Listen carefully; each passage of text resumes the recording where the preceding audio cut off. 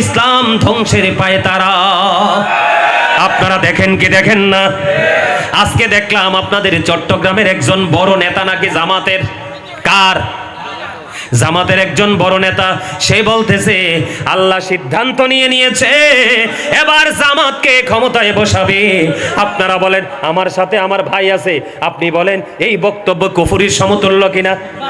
কথা বলেন না, আমি আপনাকে বলি না।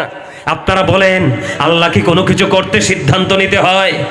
আল্লাহর শানে কিভাবে কথা বলতে হয়, আল্লাহর ব্যাপারে কিভাবে কথা বলতে হয়, কিভাবে বন্ধ শব্দ চয়ন করতে হয়, এটা যে জানে না সে নাকি আবার ইসলাম যুক্ত করে, ঠিক কিনা বলেন? আমার কথা বলেন না কেন? বন্ধুরি আমার, আপনারা দেখেছেন, তারা দেখেন, আমি আপনাদেরকে একটুখানি বলে দেই, একটু বলার দরকার আছে। আপনারা আমার কারণ এটা ঈমান আকীদার ব্যাপার। কথা বলেন না কেন? এটা নির্বাচন বা ভোটের ব্যাপার না। আপনারা বলেন আল্লাহ কি কোনো কিছু করতে সিদ্ধান্ত নিতে হয়? আল্লাহ যদি বলে কোন ফায়াকুন, আল্লাহ কোন বলতে দেরি, ফায়াকুন হতে দেরি হয় না। আপনি বলেন ঠিক কিনা? আজকে বলে গার্ডিয়ান অফ চট্টগ্রাম, আমি আজকে দেখলাম কি বলে গার্ডিয়ান অফ চট্টগ্রাম।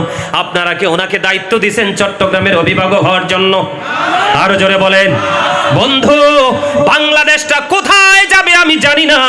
আমি আজকে এই চন্দনাইশ থেকে গোটা বাংলাদেশের ইমানদার মুমিন মুসলমান ভাই বাবাদেরকে আমি বলতে চাই, সবাই সবার জায়গায় সচেতন হন, সবাই সবার জায়গায় অ্যাক্টিভ হয়ে যান।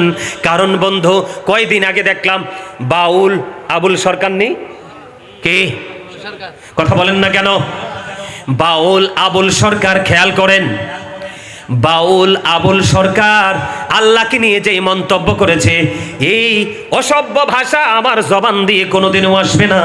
ও বন্ধু, আবুল সরকার যেই অন্যায় করেছে, যেই শব্দ ব্যবহার করেছে আমার আল্লাহর ক্ষেত্রে, আমার রাসূলের ক্ষেত্রে,